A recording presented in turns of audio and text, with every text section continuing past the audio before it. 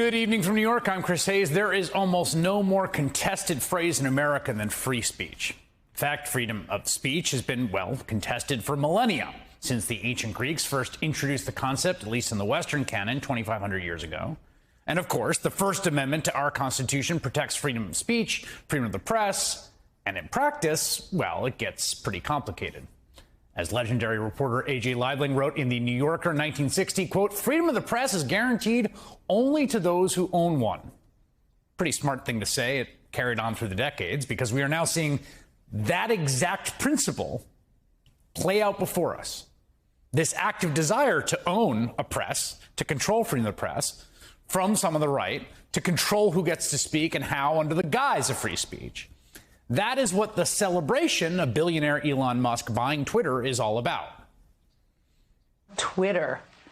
It's in Elon Musk's hands. Can you believe it? Count this one as a victory for free speech. And he may, in fact, save the town square. It could turn out to be a pivot point in our history. Elon Musk believes in free speech. He thinks everyone should be allowed to talk. People should be free to say what they want to say without just being shut down, silenced, and canceled just because it doesn't fit, their far-left narrative.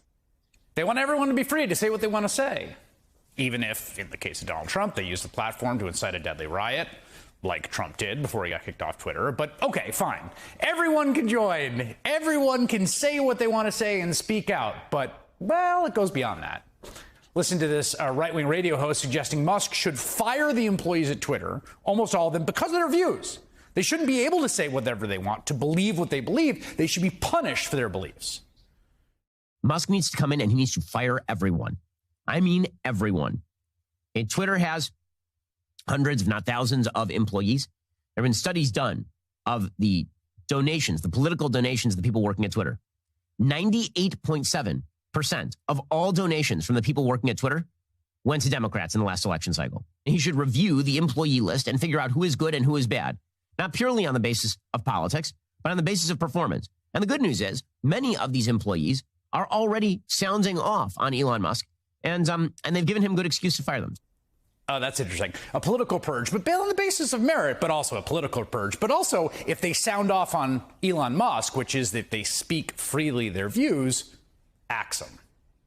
That's what it's about, right? This shows it's all about control. Control over speech platforms, control over institutions the right used to think were on their side and now believe are on the other side. We're actually seeing this put into practice, not just the whining or ecstasis about Elon Musk, which frankly is like a little bit weird and parasocial, but in a way that is not just a violation of the First Amendment, but looks downright thuggish and authoritarian. And that's in Florida, where this is being made into policy, where Republican Governor Ron DeSantis recently signed into a law a measure passed by both Republicans in both houses, banning teachers from discussing sexual orientation or gender identity in early elementary classrooms. Now, opponents dubbed it the Don't Say Gay law. It has attracted a lot of criticism, including from Florida's largest private employer, Disney, which issued a statement vowing to support efforts for the law to be repealed by the legislature or struck down in the courts. Okay, so that's just Disney saying, we don't like this law, right? Free speech.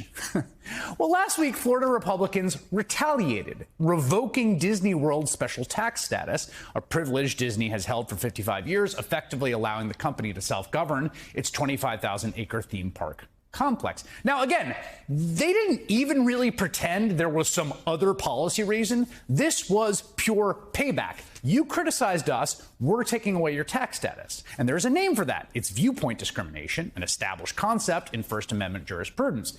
The state cannot treat a person or entity differently simply because they don't like what they say. If free speech means anything, it means that.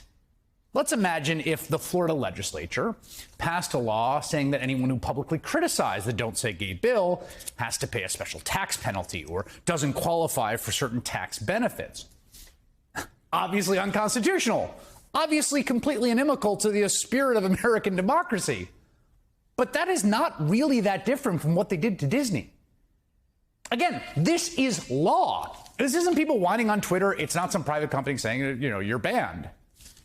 And of course, Ron DeSantis rushed to sign that punishing bill, the one that punishes Disney, so that he could don his populist costume and show off his performative anger at corporate America on the corporate media at Fox News. They pledged themselves to mobilize their considerable corporate resources out of the coffers of this Burbank, California-based corporation to overturn the rights of parents in the state of Florida and effectively commandeer our democratic process. And so that obviously is something that we very much objected to. I just stand with the people. I stand against a lot of media and a lot of big corporations. So this is why he did it, obviously. Just to be clear, what Disney said was they were going to mobilize against the law in the political space, which, again, Republicans and the Republican right-wing judiciary are the ones who give us Citizens United, granting, like, the fully unfettered ability of private entities to do whatever the heck they want.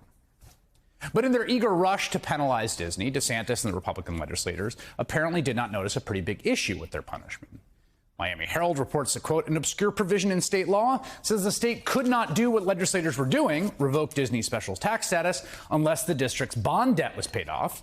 Disney, however, noticed and quietly sent a note to its investors to show it was confident the legislature's attempt to dissolve the special taxing district was not legal. Another Florida law stipulates that if the district was dissolved by default, the county would assume its debt. So the two Florida counties where Disney is located would inherit upwards of $1 billion in bond debt. Now, let's just be clear here. At the end of the day, big businesses and corporations, they have a reliable friend in Ron DeSantis. He recently touted how he's, quote, protecting the freedom Floridians need to do to business and drive economic success.